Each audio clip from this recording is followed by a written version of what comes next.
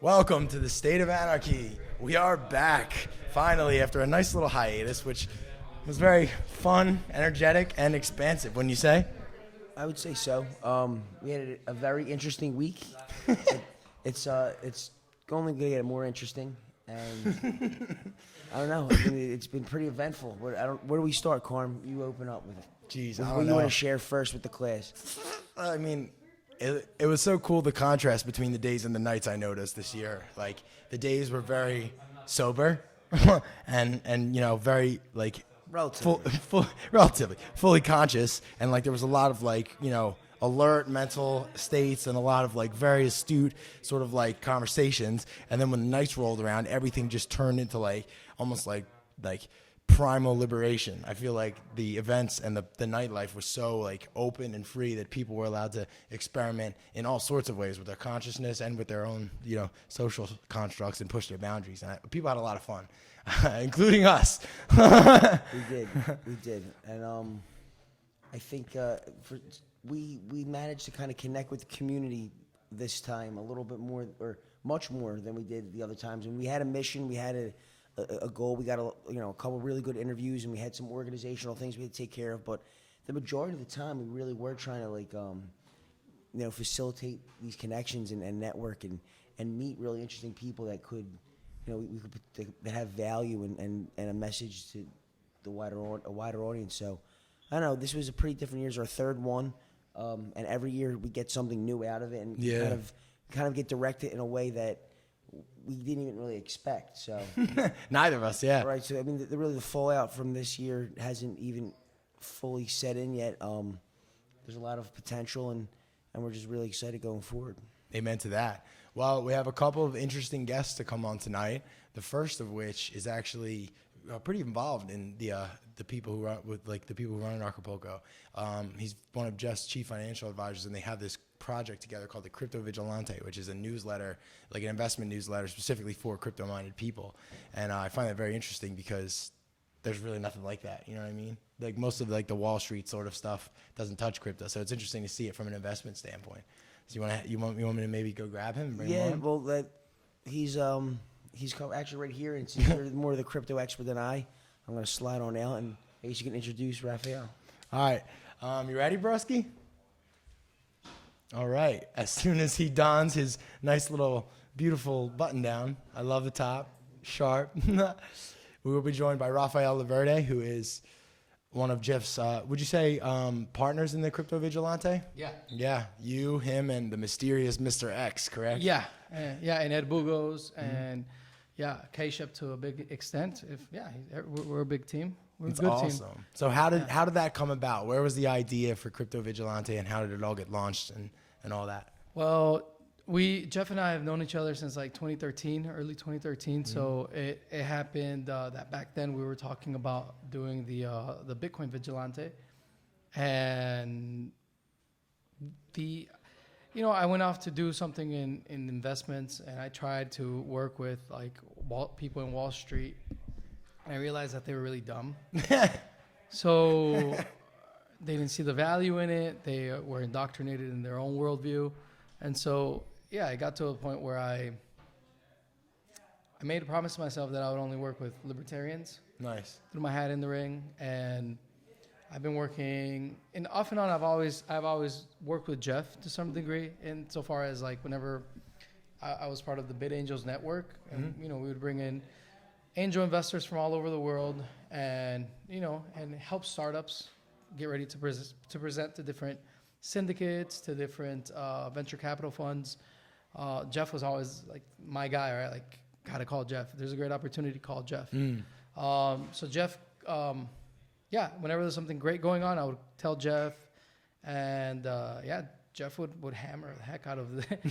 He was just like, what about this? What about that? What about this? And so we formed a relationship over time, because I really think that a lot of statists started coming into the crypto space back in the early days, And Yeah, that sucked. and they didn't really know what this was about. So it was very important for me to ping from Jeff. Even within the Bit Angels network, I found myself surrounded by libertarians that were economically illiterate. That's kind of a common trend, you know. Yes. Libertarians that know the ethos and so forth, and they know the philosophy, but when it comes down to economics, they really are not there. So yeah, Jeff was always a very valuable person for me to connect with and share ideas with. And over time, we just kept the relationship going. I tried things out in Wall Street. It did not work because of working with people that just don't get it, and people that are indoctrinated in their own way of thinking. Yeah. And so, yeah, just kept, talking to Jeff over the years, and came to the point where it was almost like I didn't want to do it. I don't know if Jeff knows this, but he kind of understood it because I didn't want to give up my privacy. Right? I see. Yeah, so I knew if I was gonna do this, I was gonna go all in. I'm not gonna do it half-assed, right? Yeah. So Jeff was like, "Well, I want to do this. I want to do it now. Let's help me find someone, and let's do this." And we tried to find people, and I'm like, "Shit, man, to do it right, I know exactly the guy, or a couple guys." But the guys, they all love their OPSEC. They will never compromise, right? Yeah. They would never go out and be public. So I'm like, shit, if I'm going to do this, and I'm already working with the crew at the Dollar Vigilante, then it's got to be me, which is like the public face, and then at least one of these beasts on the back end, right? And so at least one. Who knows? We may have more than one. But for right now, let's call him, they, them, whatever, Mr. X. And Mr. X is incredible. She is incredible. They are incredible. And so It is incredible. It is incredible. So that is something that we value a lot, because being a public person, Jeff, the team, we can talk about things, but when we talk about, cutting edge cryptography, there's only so far that we're willing to go. Yeah. Because it's when we talk about disruptive technology, it is disruptive, right? And it is challenging, and it is competitive on many levels. So having a member amongst us that has the skills to go there freely is invaluable. It's extremely valuable, and we really cherish that. So right now we have an amazing team. Wow. Very, very, very proud and honored to be part of it. It's a team that is extremely critical. The team that challenges one another. Yeah, you guys have disagreements over a lot of things. All the time, and all the time. Yeah. And it's great because the idea, at least for me, I don't care for an argument that just feels good. Yeah. So an argument needs to be very well formulated and very well thought out. Right? And for a productive end. Yeah. So if you were to give me any argument, I'm going to really examine the heck out of it. It's, and I'm really going to take you serious. Yeah. So we're like that. That's the way we are. And so we all, even though we disagree, there's amazing arguments to be made for all of our levels of certainty, right? Mm-hmm. There's not everything that we know 1,000,000% sure, but we operate on levels of certainty, and based on those levels of certainty, we watch each other's backs, right? Yeah. So. And I'm a subscriber. Like I honestly was one of the first. Awesome. I was like, this is a great idea. Awesome, There's nothing like this. And what I did like was I learned a lot from the disagreements, because you kind of have to get into the nitty gritty of this stuff to get to like those points of contention. Right. Because that's where it is in like the details. Right. And like a lot of people don't even know the details. So seeing where people actually disagree on, you almost see like the important details that we're at. Exactly. And so, you have to, it's easy to miss things because we live in a world of echo chambers, right? Yeah. And whether we like it or not, we're highly influenced by a communist worldview on things. Yeah. And easy, and you're motivated towards agreeing with someone. That's what everyone kind of, if they're not expecting that, they on the other extreme, they're bullying you to do that. Yeah. So within crypto, you see that a lot, and you start hearing language like, "Oh, I support this crypto, I don't support that crypto," but in reality, there's no such thing as supporting a crypto. I mean, we're not. This is not about politics. You know, this is Yeah. about capitalism. Yeah. And as capitalists, we have to, not think like a socialist at all. Yeah. We have to really think at what is valuable, not just in the present, And but what works. What works and what will be valuable to the best of our knowledge in the future. And that's going to lead for contention. Yeah. So I'm very happy that we disagree about the future in some aspects, because it's really bothersome to me when I see crypto newsletters. They're out there where they all have like a consensus in that they all are an echo chamber, and that's really bothersome. Yeah. Like how can you, that's in economics we call it the pretense of knowledge, right? It's like like how the hell do you think you know the future, right? And so it's important to have. It's important to have a team that disagrees and that is comfortable in respectfully disagreeing with one another. And we're very lucky to have that. Yeah. That's super cool. Now, I think a lot of what you're talking about as far as what you see as valuable in the future, as far as I can tell, you guys think that privacy and fungibility is like probably, I would say that's the number one priority that you can all agree on, correct? Yeah, and that's where we agree, right? Yeah. So even though we disagree on many other aspects, that's one aspect that we can all agree on, right? Now, there are other contingent factors like privacy and how it will affect the applied economics of the network, right? And the network, what network are we talking about? Privacy that affects the network that includes government and government officials. Yeah.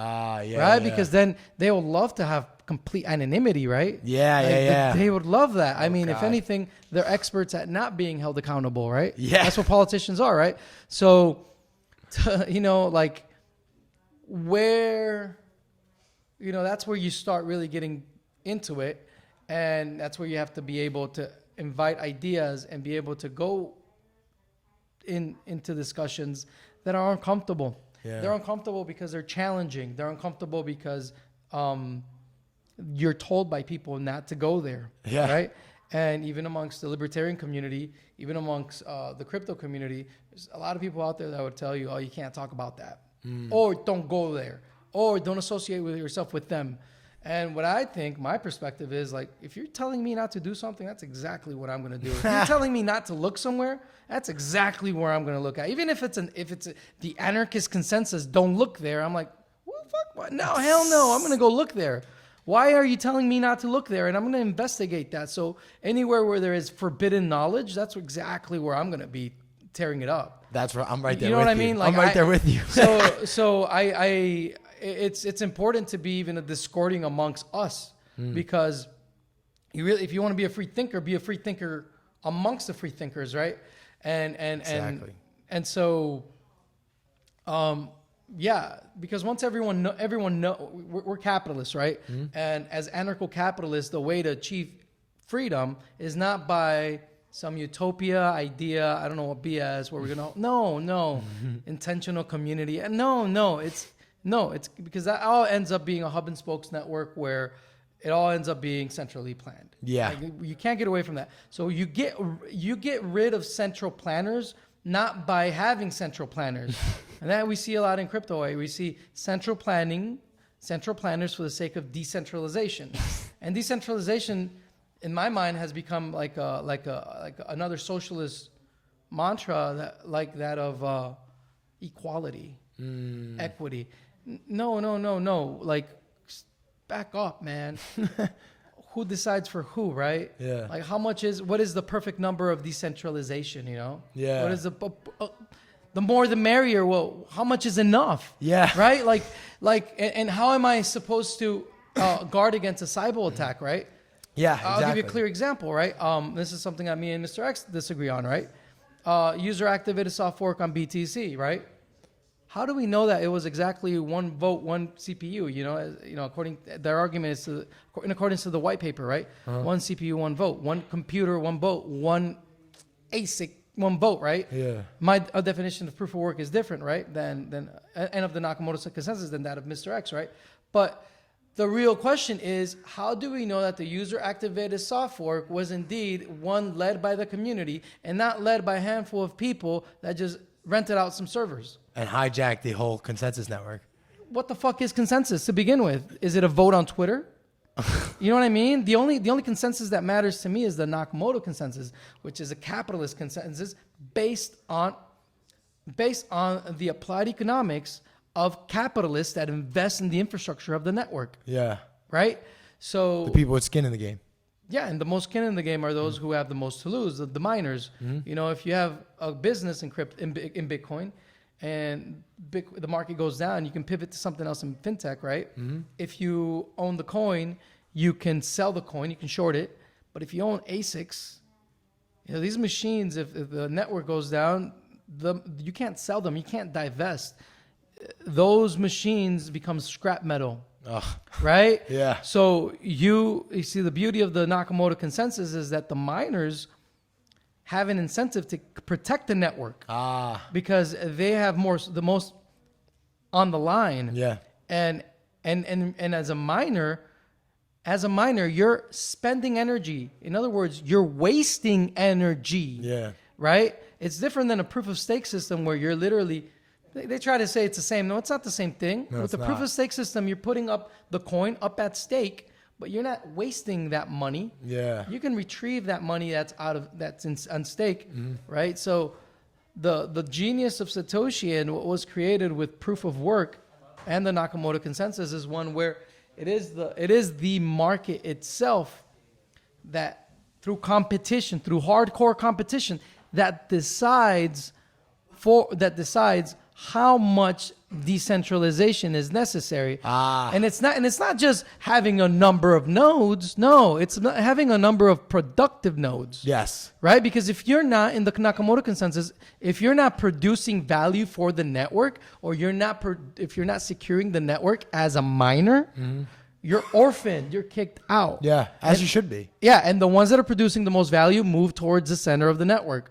They start leading the pack until someone else does something better, right? Or if someone in the back realizes that the guys in the front are fucking up, then we organize the chain, and then everyone looks back, and the guy that was in the back becomes the leader, and we're like, oh shit, this guy's doing something better than we are. He's Exactly. So it's the beauty of competition, and that's why I champion competition over decentralization in crypto, because it's capitalism that is going to get us where we're going to go to.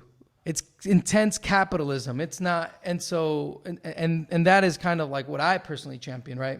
So yeah, we disagree, and how we get there, we have disagreements. We disagree as to we all disagree on where we're going. we all agree on where we're going, right? Okay. We all agree on where we're going, right? On the means to get there, we disagree. Got it. Right? But it's important to. It's very important to learn from one another, especially other libertarians and libertarians that you don't agree with, right? There are agorists amongst us that have a counter-economic approach to all of this, and they're best personified by Monero, right? Yeah. And they're an army, they know exactly where the fuck they're going, right? They're an army that knows where they're going. They're an army that is uniformed, right? Yeah. There are other armies that are uniform, and they're also libertarian. They might have another stripe of libertarianism. Yeah. Like they may be objectivists, like in BSV, right? So explain that. What do you mean by that? But they're uniform. They know what they're doing. What do you mean by BSV people being objectivists? They're objectivists. They subscribe to the philosophy of Ayn Rand. If you read Galt's Gulch, if you read Atlas Shrugged, if you read The Fountainhead, that's exactly the philosophy and the worldview that they espouse. They're libertarian. They they have a different approach to libertarianism. They're more stoic. They are also minarchists. They're not anarchists. Interesting. They're yeah, minarchists. I noticed that. They're minarchists, and they don't mind using government in the process before someone uses government against them. So they're more stoic. So they're okay with patents, right? Yeah. Objectivists are okay with patenting intellectual property. It's just another brand of libertarianism. Yeah. I'm an agorist. So someone the other says, they said something funny, but it's true. It's like, I'm an agorist. I prefer Monero, right? But I'm also a colored man, right? So here, let me give you a joke, right?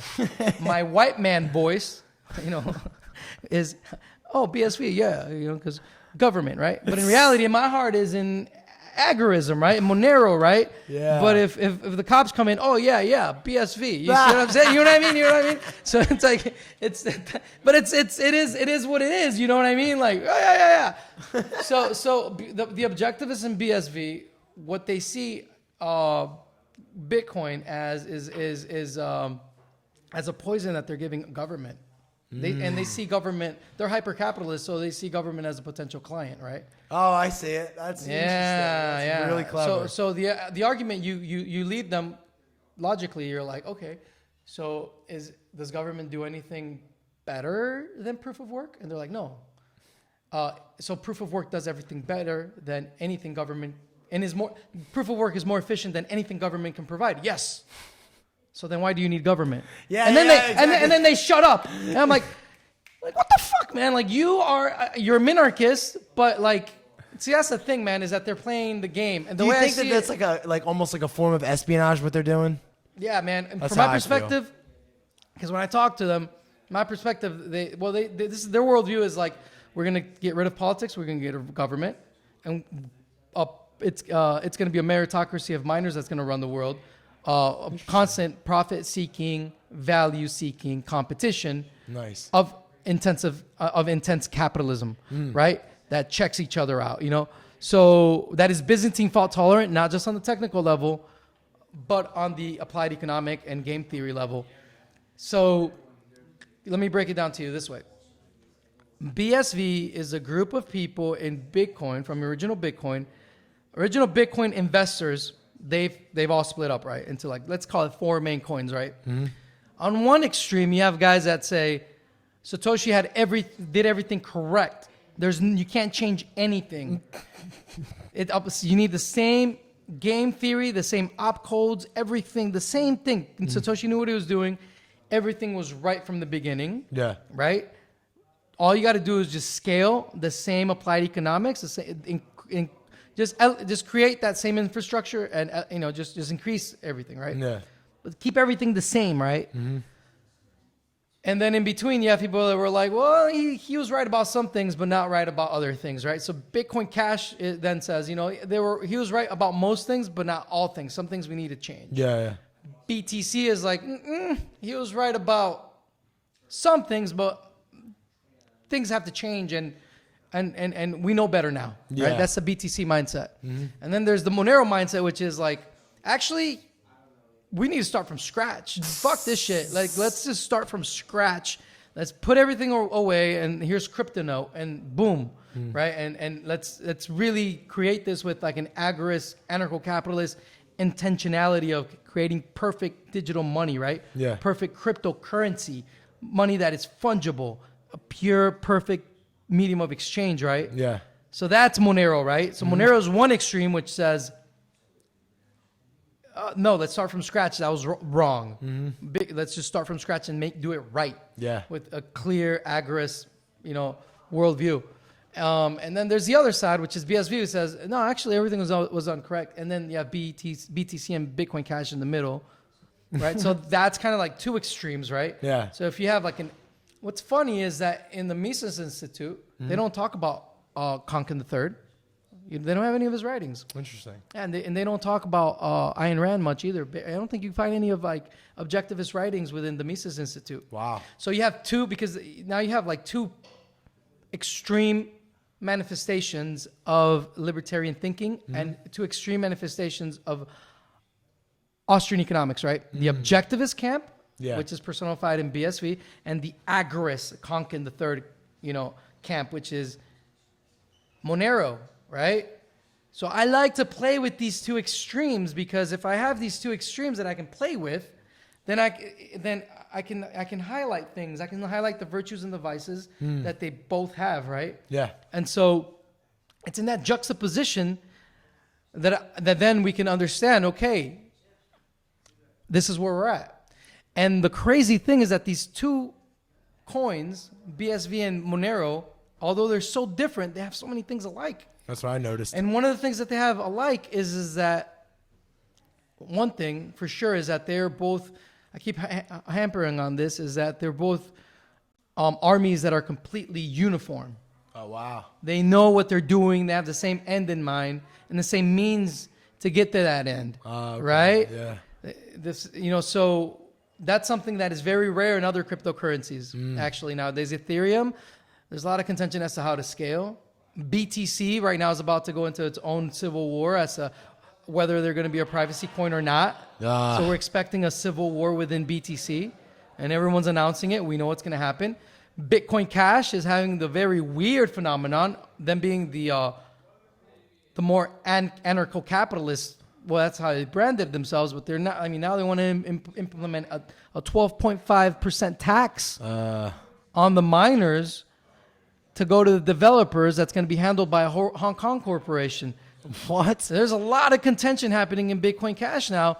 So what the heck, man? Like, what do we do, right? Like, like I said, it's as an investor, I'm not a maximalist, but I love maximalists. You know what I mean? Yeah. I love maximalists. I like maximalists to fight for me. Yeah. Yeah. So fight for me, that's great. I don't want a half-ass army fighting for my interests. I want a committed army with a clear freaking roadmap and how to get there. Yeah, and the passion for it too. EOS, we had problems with EOS, right? Mm-hmm. There was a cartel of block producers buying votes. How do you solve that? Well, Dan Larimer's solution was, we'll just rebrand vote buying into something else and restructure it in a way that it's that creates an incentive structure where those who vote for a block producer that they really like. So in other words, how do you say the word? Legitimately? He legitimized the cartel, called it something different, and created an incentive structure that disincentivizes and incentivizes your vote for the cartel. So if you lock money up for a longer period of time, that vote is more powerful. Well, you get more money back as an investor by locking money up for a longer period of times. And there's different tiers that he proposed. Let's see how that plays out. But yeah, you need to have a plan. And if coin that time, how it's gonna start each class, right? Well, I think bailed out. See. And the back corpers, the main decided role and prefer that were in. Yeah, man. They bailed out, fucked everything. They bailed out people that, and so for the sake of whatever, but it's. Yeah, it's what happens when you have central planners, right? Exactly. That seems to be even the if they point. have the best of intentions, right? They can't help but put their incentives before the incentives of the community. That seems to be what everything's happening. Well, it depends who you ask, because no one really has a clear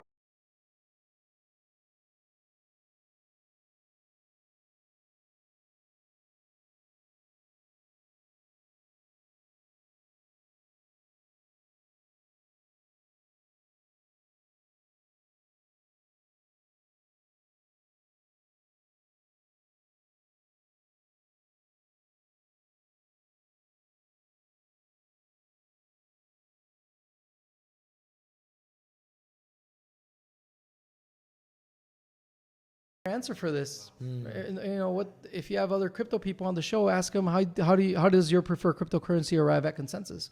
That's Ask them like that the key question, huh? Yeah, and ask them and really double down on that. Like, how the hell does that happen? And you'll see them spinning your wheels. It's not really going to be a clear-cut answer. I'll tell you that right now. So, yeah. And the answers that I've gotten haven't been ones that I wanted to hear. So it's that's why we have to be critical, right? And that's why I appreciate things like the Crypto Vigilante, because it's very hard for people who aren't specialized in this to be critical, simply because they don't have the intellectual know-how or the fucking years of research that it takes to understand what's going on here from a technical perspective.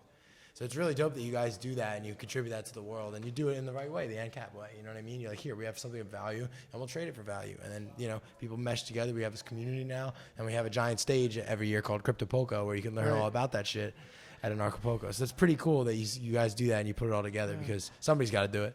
Yeah. Well, one of the most important things for us is helping people with applied cryptography as much as possible, right? Keeping things simple for people to because that's pretty technical. protect themselves. Yeah, for people to learn how to protect themselves online, that's invaluable. Yeah, and no one teaches you that. Exactly. In fact, they go to great lengths to keep that information hidden from you. Well, and if they do the research, you're going to be confronted with many options. And what we would do is, what we have been doing is that we break down. Let's say here's 20 options. We break them down to here's our 4 favorite. But then after interacting with subscribers as yourself, I'm like, you know what?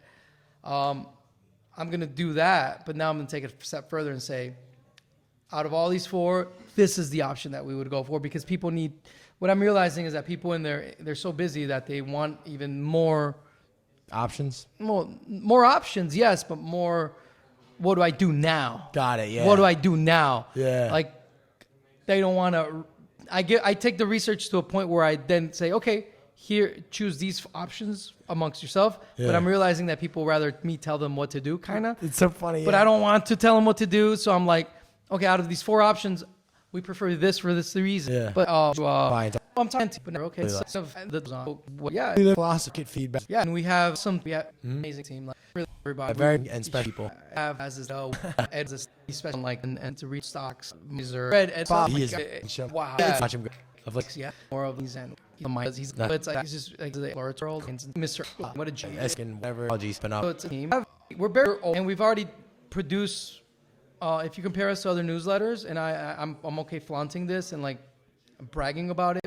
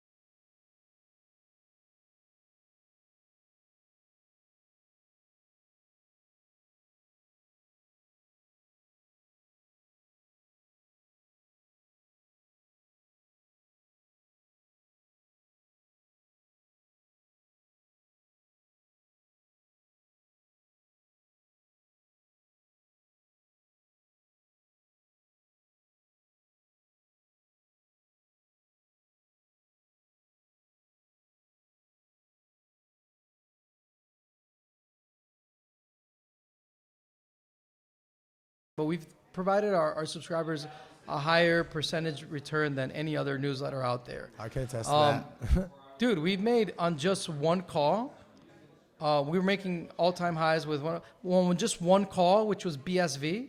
Dude, yeah, that's so funny. That's so funny. And the whole crypto space was just like, What are you talking about? yeah, don't sell it, delist it, blah blah blah. And I'm like, well, I was like, okay, well, this is what we're gonna do. We'll be very critical about this and not just go with the crowd, because the whole crowd was just like, oh, Craig Wright's a scammer. How dare you? Blah blah blah. I'm like, whoa. You're telling me not to look there. Remember what I said? Yeah. That's exactly where I'm going to go look. Exactly. That's what I did too, man. And so I'm like, Mr. X is completely against BSV. He's more about BTC. So I'm like, Mr. X, go hardcore on BSV. Like, you like completely destroy it. And I would like egg him on. What about this? And he'd just come at it like, well, he's a fraud because of that. He's a fraud because of this. And I would just egg him on, do it. And he would just bring it. And honestly, if the BTC perspective on things, and which is like the majority, like the perspective of the small blockers, oh, Mr. X broke it down to the T. Like he just went all out. He just completely. Then I championed that. I'm like, yeah, do it. Like beat up BSV, do it. And he doesn't like BSV. He doesn't like Bitcoin Cash. I'm a big blocker, right? I'm from the other camp of Bitcoin. So I'm like, okay, cool.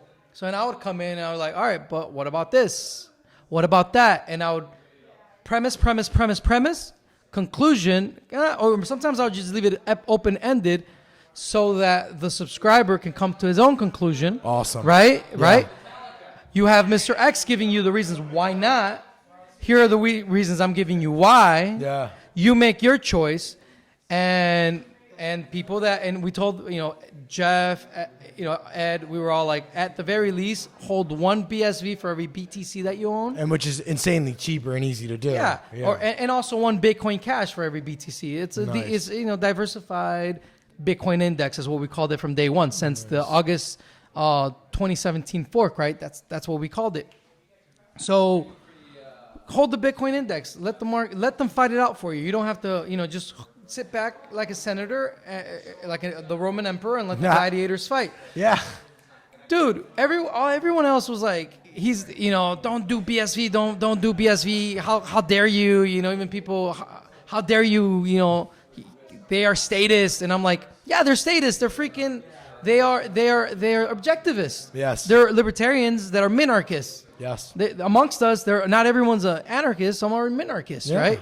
So to me, the arguments personally, I read everything Mr. X wrote, but I still saw like there's something there, and no, we're not going to drop them off from the portfolio. And here you go, over 925% increase. Yeah, it was crazy.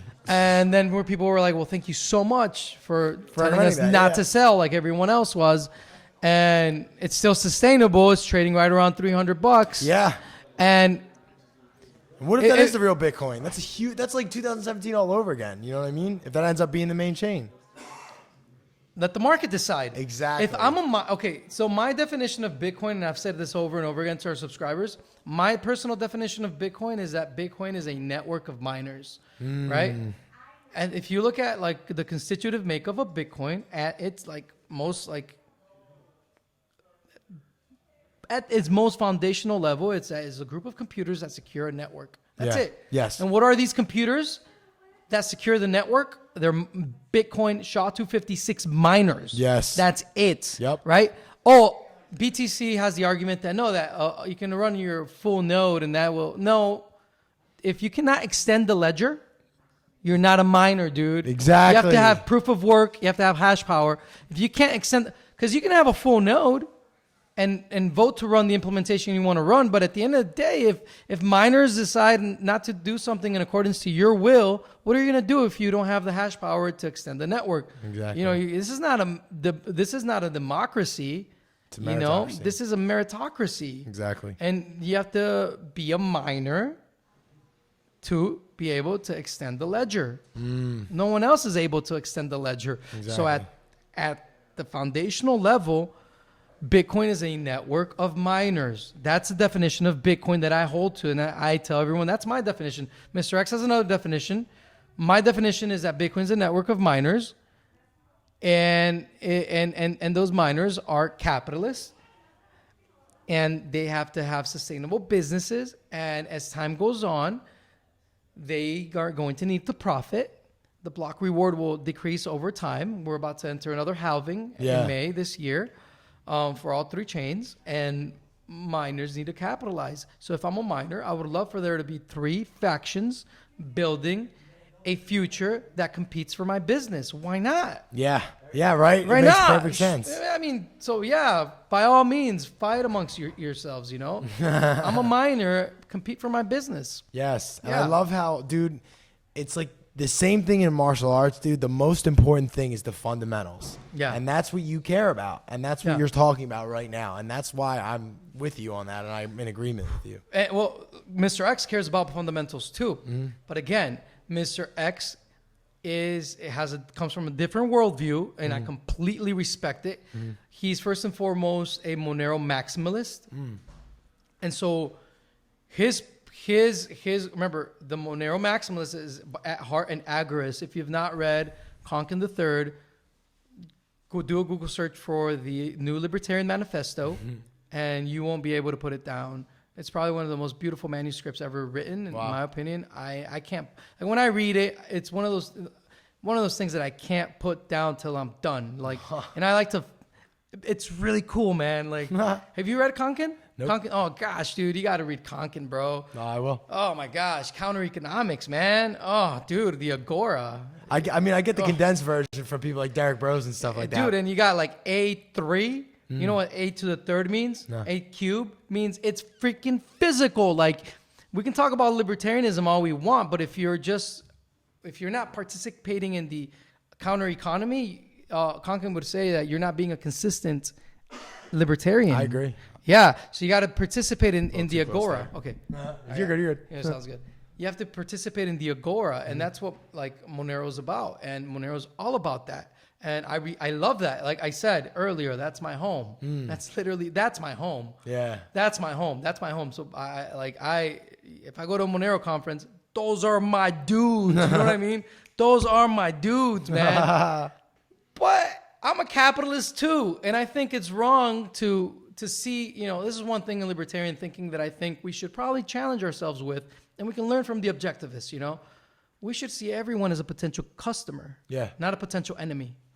You see the difference? And so the something I've learned from objectivists and the BSV network, something I've learned from them and their worldview is they would say, what protects me is not cryptography as much as how much value I produce to everyone around me. It's a different worldview, right? What protects me is value. It's capitalism. Yeah. Right? If I produce value in the market, I change the world through capitalism. Not through philosophy, it's through capitalism, right? Their worldview would be this. There are 1 billion Muslims in this world, right? They're not going to become libertarians overnight. There's no fucking way. You know, there are 1 billion communists in this world, right? Like, of the Communist Party everywhere. They're not going to become libertarians overnight. Hell no. Exactly. But then again, go to any Muslim country, they're all going to be walking around with a smartphone.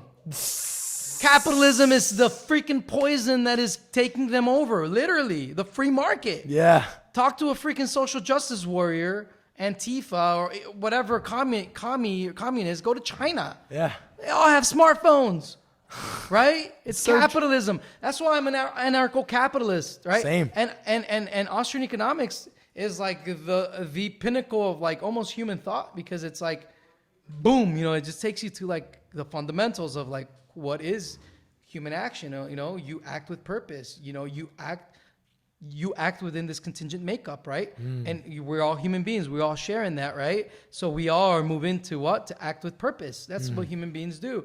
No matter what your philosophy is, you act with purpose. So a Muslim has to act with purpose. And if he's going to be competitive in the market, in the world market, well, he better freaking have him a smartphone. So the communist as well, right? If he wants to be competitive in the market of ideas, he better be used to this capitalist device that we're using right here. It's called the internet, right? That came up using me to create. Otherwise, we're gonna over going force that I see something. I'm gonna sell him out. The minds cannot pretend you can. Exactly. You stomach physiology, X-ray vision. Wow. Oh, you know, everyone read online, YouTube, girl, and you think she's one on like reading about from understand woman able to guess what entrepreneur. The only thing is a custom human market, human that's it. Yes. The goal is nothing. You ever so to study practice, take note that way. This different point that you must study. That you them and inviting them. The world is not having us, man. Now we know already studying being of network everyone in the.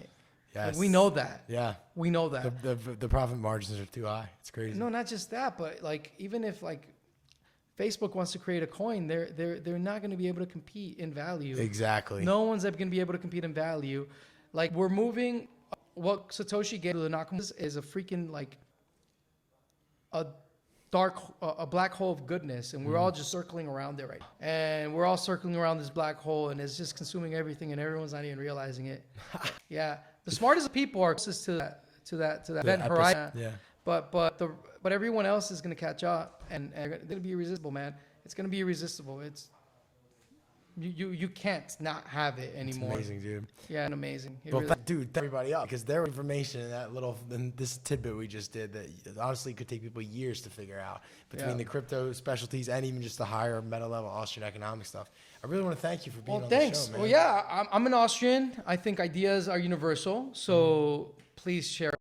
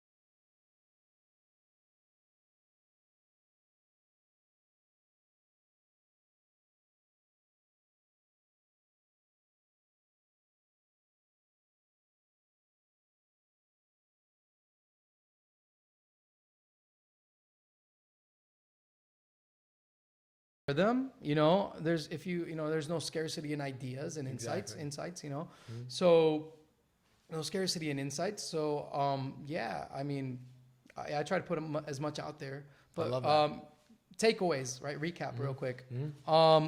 Study Austrian economics, start with Prax Girl. If you are watching this, you're more than likely someone gonna jive with agorism. So read Konkin, read an Agorist primer by him and the new Libertarian manifesto. Awesome text. You're not going to be able to put him down. Oh, you know what's really cool? What? That agorism as a philosophy is really something that really attracts women to the space. Interesting. And we could use that, man. Feminine energy is so powerful. Yeah, it really attracts women. It's really cool. Like, because I was around Derek Bros back in the day, and we would have like Agorist meetups. back in the day, man. And it would be a bunch of women that would just come, mostly women that would come, and they would have their bars of soap, like, candles, and so creative. Yeah, it would become like a really nice market, and there would be like Bitcoin miners being sold, and it would be great. But it'd be really, for some reason, women are really attracted to the philosophy of agorism. They really, really come to that. So I think to bring more women into the space, I think learning about Konkin and what he wrote and expanding on these ideas on counter economics is incredible, because see the counter economic, the agorist worldview is one that applies to different philosophies. See, this is the thing about, it's almost like he's an objective. He's almost like Agorist is like an incognito objective, is appealing to people of different philosophies, right? Because he's saying the way to, his premise is the way to get rid of central planners is by creating a counter economy and participating in that counter economic system. So there's a lot of parallels between objectivists and agorists. The more I tear apart this onion, I find more and more layers of like, holy shit. Like, they may seem at first like they're diametrically opposed, but yeah. We're not so different, you and I. Yeah. So it's I'm really happy you had me here. Thanks, I'm really Rafael. happy I can talk to your audience and you know, share whatever I best can. And what was the other thing that we talked about? Oh yeah, don't be afraid to like read. Don't be afraid of other people. Like, learn from other people and try your best to see them as your potential customers. Exactly, or a lesson of some sort. I completely agree with that. Awesome, man. Thank you for having me. Thank you, Rafael. It was great talking to you. Yeah, for sure, man. For real. It was such a. I didn't know you were gonna be here tonight. I love that spontaneous order. Yeah, I didn't know I was gonna be here either. No, straight up, I could be in another continent right now, but I'm not. Wow, that worked out awesome. Yeah, it's fucking Acapulco. You can't beat Can't this. miss it, No, yeah. you gotta stay here as long as you can. Amen. This place is beautiful. So El Jefe, El Jeff, El Jeff, El Jefe. He's probably gonna be at Anarchodelphia, right? Yeah, we're gonna have Jeff back for a second. Awesome, He's the yeah. man, dude. I love that guy so much. Like, everybody has things to say about him, but I don't know. I've got to know him really well, and I have nothing but nice things to say. So about if he's gonna be there, I won't be there because it's best to divide and conquer. Amen to So that. I would be at another conference. So yeah, great talking to you. I'm really happy you guys are having Jeff back. He's an inspiration to all of us. He really is. And I agree. And we have dude, like, I'm here because of Jeff. Jeff literally like led by example, and he inspired a lot of us too. Yeah. So if you are watching this and you're like, man, you know, I like what these guys are doing. Maybe I could do that too. Do it. Yeah, just do it, man. It's Do easier it. than you think. Yeah, do it. It really is. Right? yeah. Tell them how easy it is. Yeah, you just gotta learn how to plug in a couple microphones, then you're done. Yeah, that's it. Awesome. Well, we're gonna take a quick commercial break, and then we'll be right back. Thanks, guys.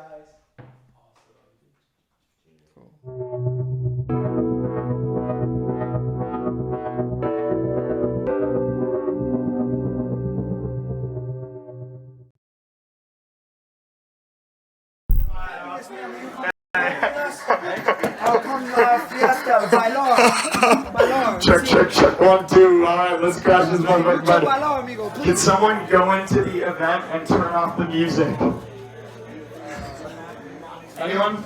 Someone, please, Sonny, go All right, let's go. All right, listen up. So, all you gotta do is wave your arms uncontrollably and smile at everybody in the place, okay? Don't put that speaker in drop the freaking- speaker! All right, let's go. Bring them out.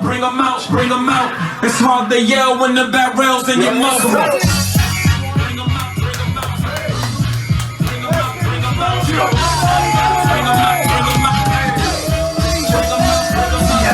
Come alive from the VIP, heard the nightlife, lost life, what I need, home in the state, wanna see my need, the whole city got this, heard he got 3, that's a nigga gotta hit me, shout he not out, who's that city on the 5, soon as he got free, the king back now, hold on, you know how I act now, hit the blue strippers, getting naked, boys, back down, still ballin', money stacks, all the shack now, still push a button, and let them on the back down, I'm on the road doing shows, through a back down, Yo. Albuquerque to chat time. Got the crowd yelling.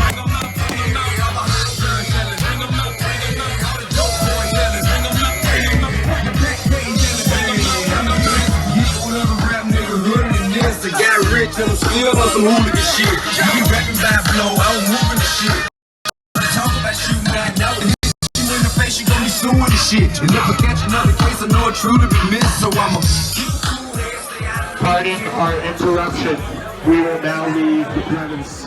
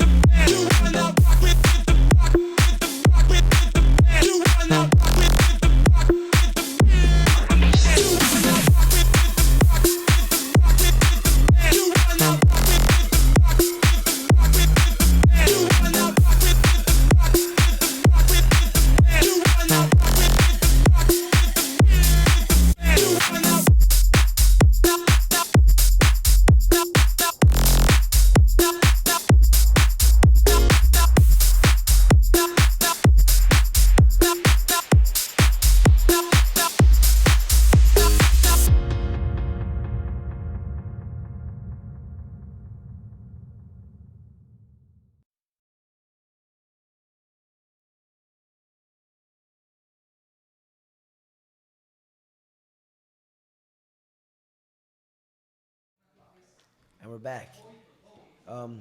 This is Sonny. I'm here with Melissa Rochelle, Hello. a libertarian comic. Anyone who knows me knows that I'm a huge fan of comedians. I've never had enough bravery to actually attempt it, but I really, really enjoy the art form.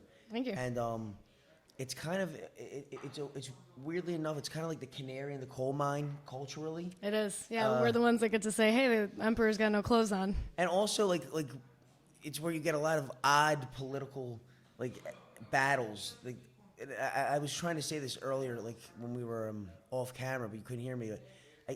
What's weird about your art form that you don't get anywhere else is the fact that heckling is kind of...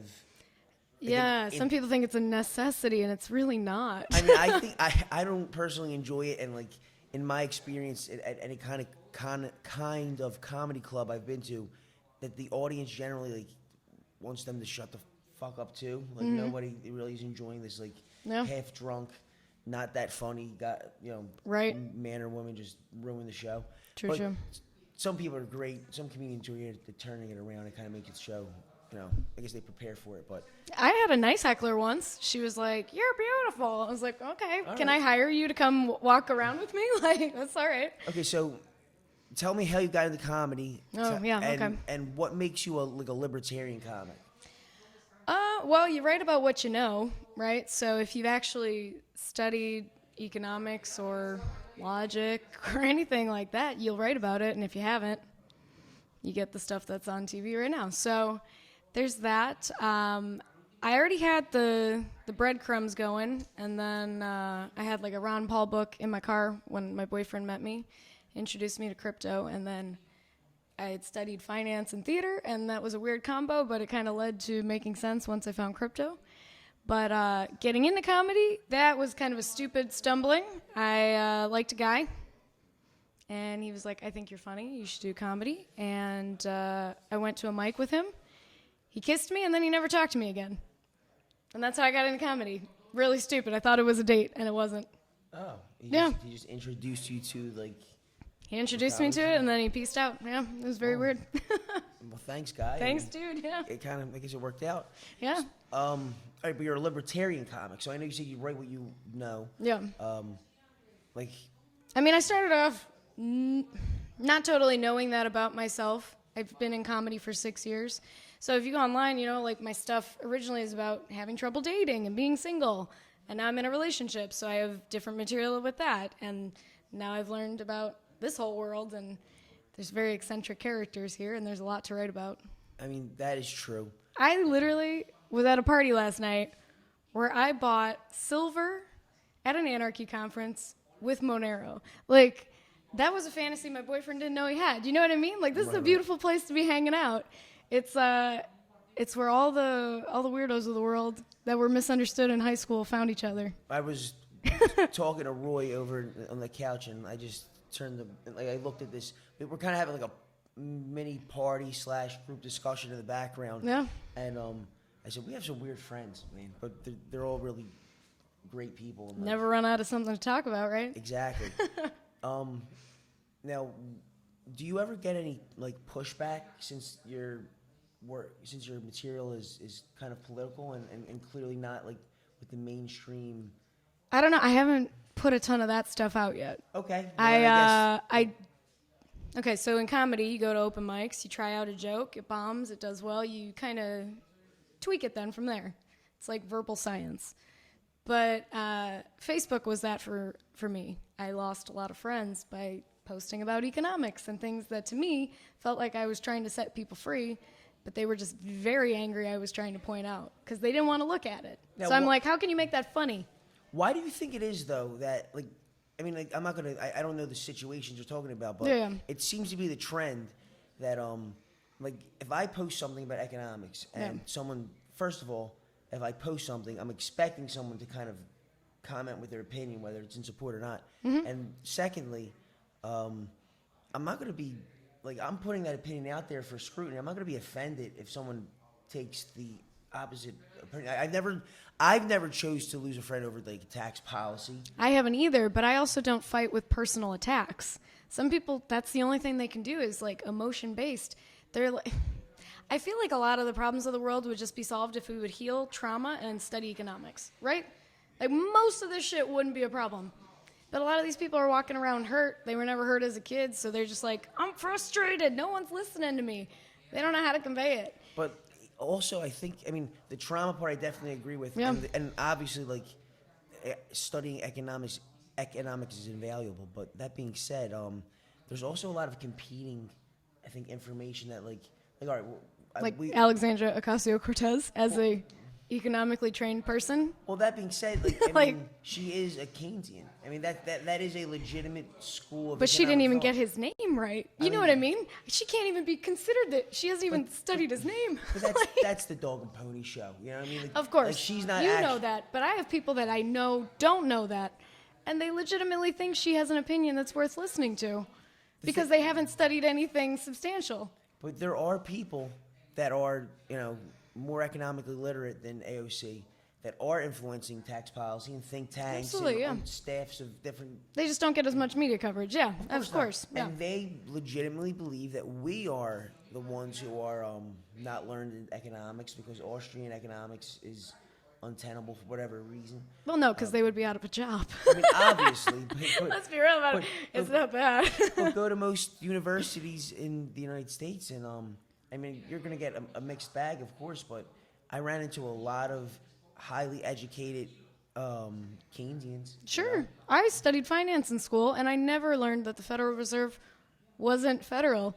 It wasn't until I graduated and went and learned more about things on my own.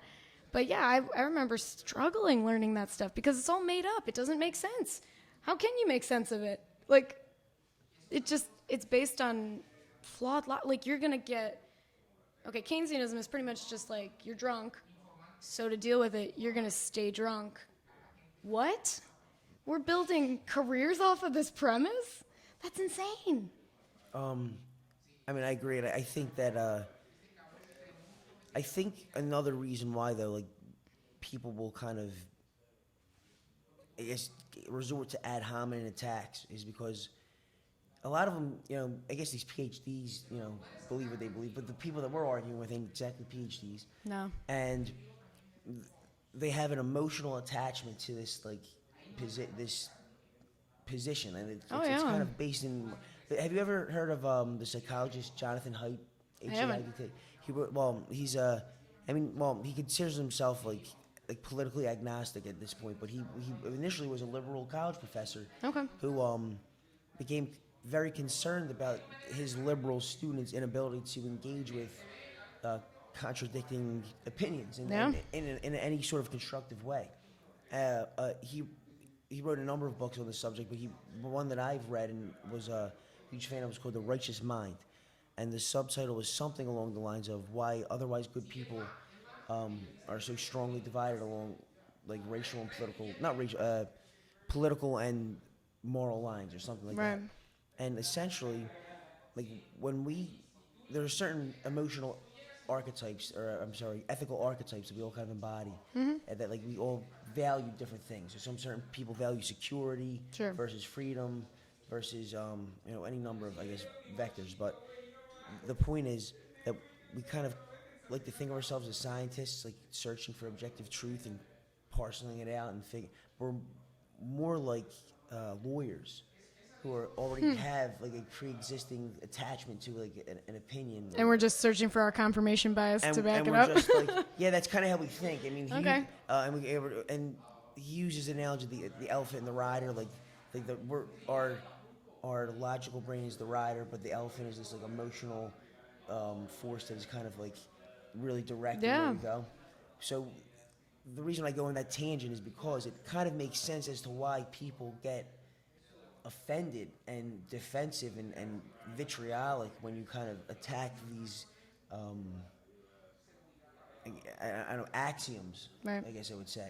Like, people like us who have come to these conclusions, maybe we are a little bit more likely to detach ourselves emotionally from these kind of things, but we're a weird community. Right. Because it's not just like we've studied finance, we've studied like spirituality, psychology, like all these ologies. Right. It's not just like, oh, I read one book and now I'm an expert on this. No, you have to be searching for answers for years to find this community. Well, know what I really hate?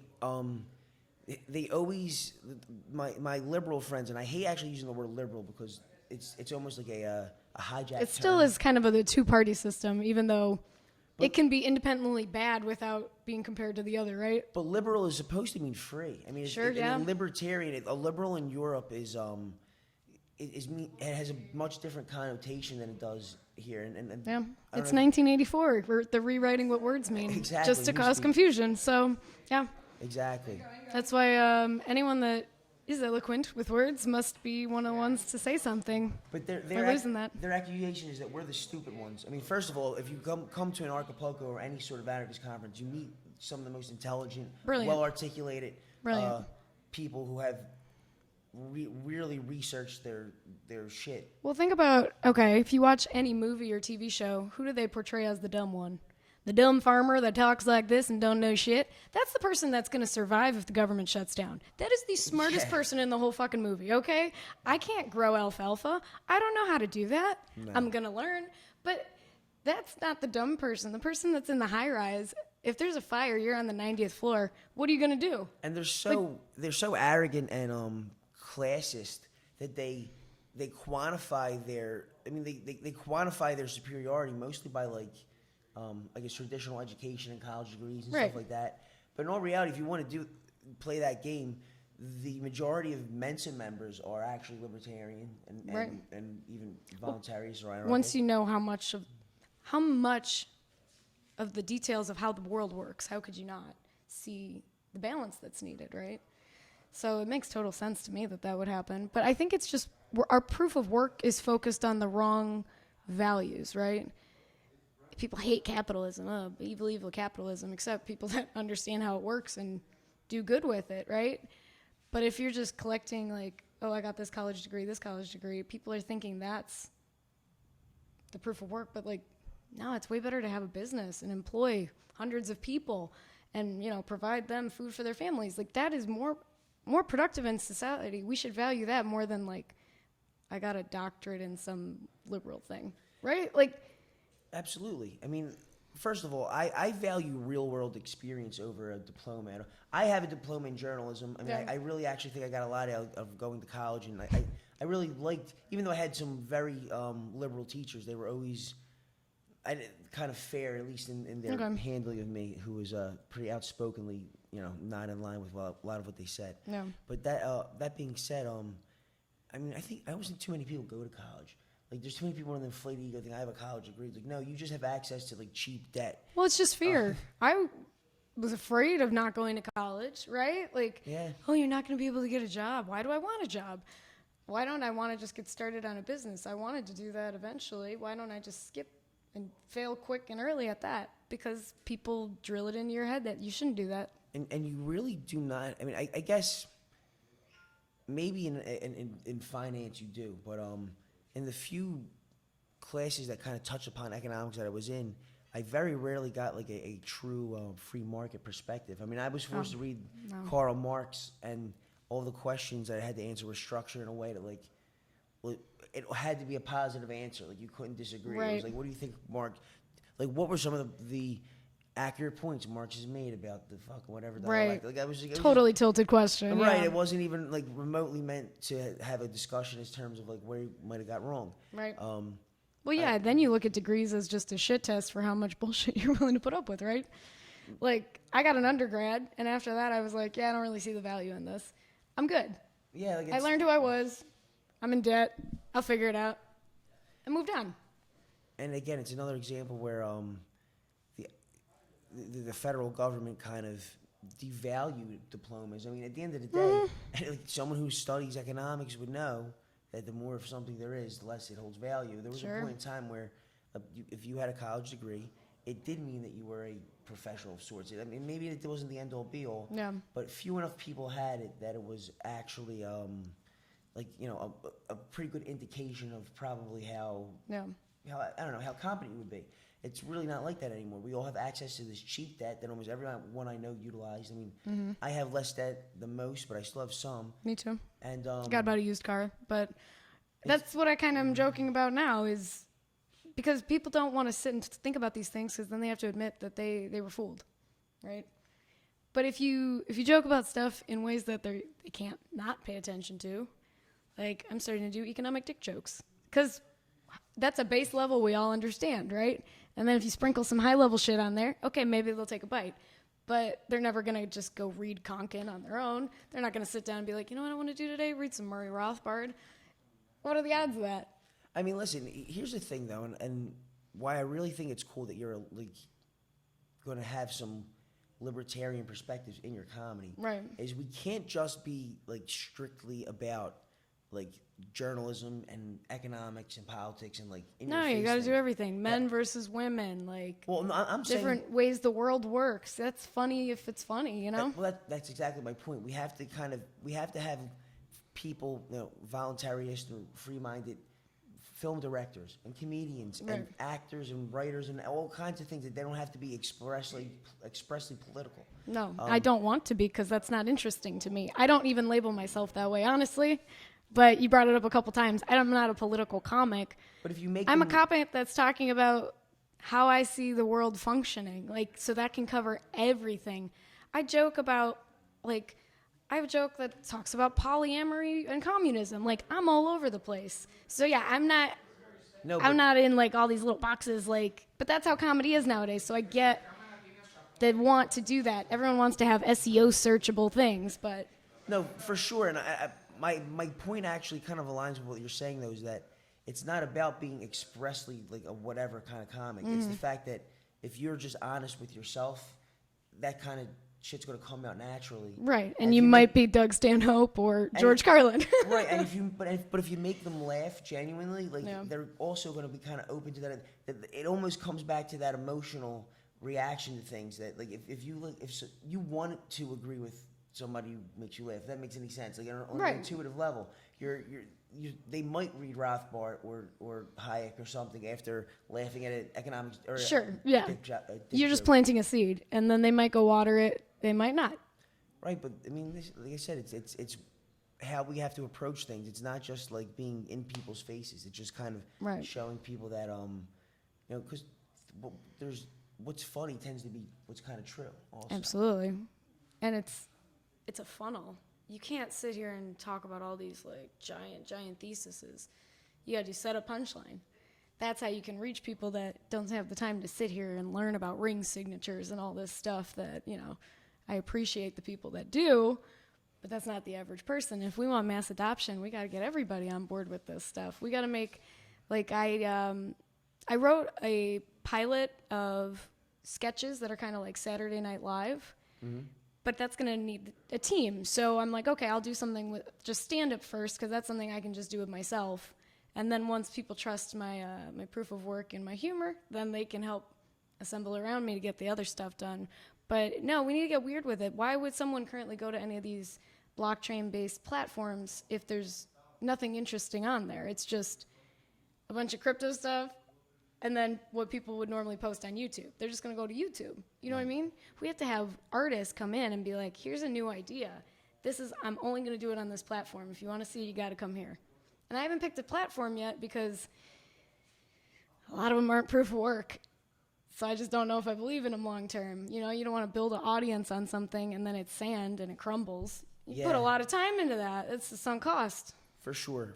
And I guess the strategy that it's obviously we're not stand-up comedians, but the strategy that me and Carter have taken is trying to have at least a presence on everything. I mean, then we kind of tend to favor one thing or another. No, but you never know where someone might find you. Right. So we generally, and we're trying to look for like different apps that allow you to kind of post simultaneously on things, which is and there are some things out there. So what would be a good place to post? I'm trying to put together like an hour is my goal of stand-up. I'm going to try and do like a storytelling thing about economics, crypto, all these kinds of topics. And I've already reached out to some, meetup communities in different cities. But if people have a meetup community that gets a decent amount of people and they're like, yeah, we'd pay $20 a ticket to see something weird like that, hit us up.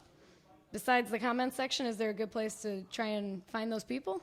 I mean, there are a few apps that we use an app called Float. Are you familiar with Float? I'm signed up. I need to actually like post on it frequently. Yeah, I'm gonna build that up when I go home. I mean, you get a wallet when you create an account, and you accumulate crypto. Yeah. On both ends of the content creator spectrum and the viewing side. It's a really cool concept. I mean, we do this live streams on, so everybody watching this is on Float. Nice. Well, then I'm already creating content there. Thank you. So, yeah, we're actually on Float at this moment. So, I mean, listen. Another thing we do is honestly, we dance with the devil, so to speak. So we're on YouTube. Like, YouTube's our of course, our main you gotta. thing. We don't monetize, so we try to avoid some of the hassles, and we try to make money in other ways. But we also post on Facebook. I mean, we're shadow banned as shit. Yeah, that happens. We have our little following, and I don't know. I guess we're still trying to figure it out too. I mean, no, we didn't hit our big break, but we have some decent traffic. I mean, we have some videos with 10,000 views, and some with 450. I mean, either. Yeah. But we're just proud of our content, and we're just hoping that putting the right kind of stuff out there is going to pay dividends. And I think the strategy that you're going to take and is going to be fruitful for you. Yeah. Where could people see you live? Like, where can you see you do an open mic or Sure. something? I mean, I am Chicago-based right now, but I'm a comedian, so I'm flexible and I will travel. So if you have a city that I should come to, and because I'd love to try material on people that actually get it. People at normal comedy clubs are not going to understand. They're like, that's some Jack and the Beanstalk money. I don't know what you're talking about, right? But here, everyone's so serious that sometimes it's hard to actually try out your material. So I don't want to put a whole hour together if it's like, nobody thinks it's funny. You know what I mean? Well, listen, do you know Benny Wills? I do. He's fantastic. He's great. He's hilarious. Yeah. Last year we had him, and he did, his comedic poetry, which is always hilarious. And his sketches, too. His sketches are great, and his YouTube Yeah. channel Definitely has Joy a lot of Camp. that. Check that out. Yeah, that's great. But he was doing more of his poetry Yeah. and comedy, which I find hilarious, and I find it really I don't know. I like kind of silly, different, like almost like gimmicky comedy, but it's not gimmicky. Like I think it's No, it has a common thread. what's a common? Cause I find beauty in some kind of structure sometimes. Like sometimes poets say that they find freedom in the constraints of like a sonnet or something like that. Right. So like trying to be funny while writing a poem, like it's probably kind of very difficult. Well, yeah, most people don't even know a poem anymore nowadays. So you're trying to convey something in a language people don't really speak. That's impressive. He does a great job. Well, I don't know if we talked about it to you, but we actually have an event. It's called Anarchy. Yeah. A sign over there. It's the 2nd to the 4th. We would, if you're available. I mean, I know there's a shot that Rafael might come down, depending on what Berwick's doing. Yeah, we can get a bunch of Either way, I mean, people from Anarchapulco to come. Why not? I mean, that's what we had a pretty good turnout. We had 100, 120 people for the main conference. Yeah. And yeah, I think. Honestly, comedy's supposed to be more intimate. If you have Well, yeah. an arena, like, yeah, people enjoy doing that because of the money, but like the comedy clubs that are like 100 people, that's the best. Well, right. That's kind of where we're probably going to be maxing out Yeah, at that's again. good. Like we like the intimate feel. We look at this as kind of all these conferences around the country's lead ups to Anarchapulco, which is like Yeah. in paradise. It has people all from all over the world come. I mean, I don't know why we all don't live here all year. This is like Hogwarts for like anarchists when you come here for this conference. It's 10 days where you're just learning all this amazing stuff and you just wander into parties and it's like how college should have been, Yeah, that's a really good way to put it. We need it all year because some people can't make it all the way to February. They're like, I'm going to break down being around all these normies. I need my people, Mm-hmm. Like how great. You can talk about stuff and there's a common understanding. You're not the weirdo. How many years have you been coming? 3 years. So okay, listen. Yeah. It's really weird, but I mean, me and Carmen's first year was 18. 18 was your first year, or 17? Yeah, I guess 17. Well, is this your third Yeah. event, or so you've been, Third event, yeah. Okay, so 2 years, third event, Yeah. essentially. A lot of people started in 18. Right after stuff kind of calmed down. Yeah, That's yeah. when the true people came back in. Yeah, exactly. That happens. It's good. And listen, every year, this year was different than I expected in some ways, but in mostly really, really good ways. That's good. I had a great time. I probably had the most like personally fulfilling Anarchapulco experience of the 3 that I've been to. I know. It's like you realize so many things while you're here because you're eating good food, you're able to go into the ocean and ground yourself, all these beautiful things, but you don't have time in between to journal about it. Because it's just you keep meeting all these cool people and you keep going to all these cool parties and and Ron Paul shows up. Like it's just an amazing amount of energy in one place. It's beautiful. If you haven't ever been, you really should come at least 1 year, give it a try. Like, Yeah, it's great. And here's the point that I make too, because we have a couple followers that are really anti-Anarchapulco. They think it's like this capitalistic, like Disney World, plastic, whatever. Okay. And here's what I'll say. Who am I to say you're not entitled to that opinion? And definitely there's some aspects that people had problems with. But that being said, I really don't give a shit how it's run in a weird way. Like I don't. It's an anarchy conference. Like shit pops up out of nowhere all the time here. Exactly. We Just that's come what it for the is. energy. It's the people here. Like come down without a ticket and just hang out around the general just area. be and on the shit'll start- beach. you'll just see shit kind of popping up spontaneously, and it'll just be like an awesome party or something. I mean, true. it's really I come here for the conversations. It's at the point where there's certain people that I really want to see, and they're usually people I haven't seen before. And if somebody's got, But you're like crypto Twitter friends. yeah, and but I really am here. I would much rather talk to people in the hallways. I sit in, and I get why some people sit in all day, but like. Well, they also have the recordings after too, and you're not able to go to every talk, but you're probably going to be interested in almost all the talks. Exactly, like curate your schedule based on what you're really, really interested in. If you come down, And realize your schedule might not happen. be okay with that. and realize you might miss somebody you thought you were going to want to see, and stumble into someone you never thought, and Yes, get and a new perspective. don't buy a return flight if you don't need to. So many people will buy them, and it is a waste of money, and they will just need to extend it because, I mean, the ideas here are just so intense that it might cost you more money to go home Yeah, that's kind and of go back to normal bullshit. That's kind of what the Requirement did, for sure. But I can't emphasize enough how important this is. I mean, it really isn't about this conference. I mean, no matter what happens with like the Anarchapulco brand or company, like something's going to happen every year, whether it's a tent on the beach with 100 anarchists or it's a friggin' conference with 3,000 people. This is going to be forever. Like every year in February, where like anarchy, like this is the mecca of anarchism or voluntarism or the freedom movement or whatever friggin' terminology you want to use. Like, I just really think it's special, and a lot of people have kind of changed the trajectory of their lives because of this. It's why that I really like. Well, it helps you let go of fear when you know why you don't need it. You know what I mean? Like, there's different talks that will give you differing reasons to agree or disagree with that statement. But, I mean, if you go into the vaccine talk, that's going to challenge some things you might not have thought of before. Then you go into, like, the financial talks. That might blow your mind on some stuff you weren't picking up on before. That's why you come here. Yeah. So, listen, before we leave, could you just tell our audience maybe where they can come see you? See your comedy. I mean, we have some fans from the Chicago area. Chicagoland, but I mean, if you're like, hey, we got an audience here, I'll travel too, you guys. That's way more fun than trying to force people that don't want comedy to listen to comedy. And where can they reach you?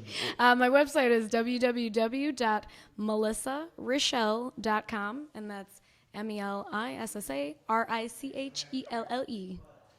All right, Melissa, thank you for having this talk with Thank us. you. It was really great. Nice meeting Best you. of luck, and I really hope that I get a chance to see your comedy live. Absolutely, hopefully. All right.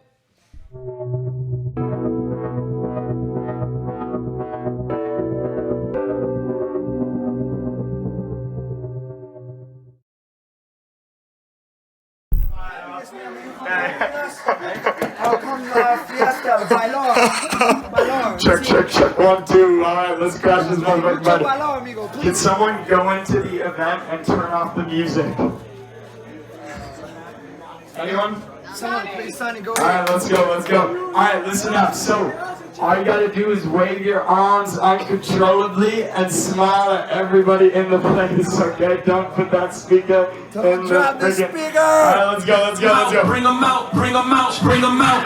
It's hard to yell when the barrel's in your muzzle. Bring 'em out, bring 'em out. Bring 'em out, bring 'em out. Bring 'em out, bring 'em out. VIP coming live from the VIP. Heard the nightlife, lost life, what I did. Home kids in the state, wanna see my knee. The whole city got this, heard he got 3. That's a nigga gotta hit me, shout it, he not out. Who's that city on 5 soon as he got 3? The king back now. Hold don't even know how to act now. Hit the blue strippers, getting naked, boys back down. Still ballin', money stacks all the shack now. Still push a button and let them on the back down. I'm on the road doing shows through a Mac down. Mississippi, the city, Albuquerque, the chat time. Got the crowd yelling.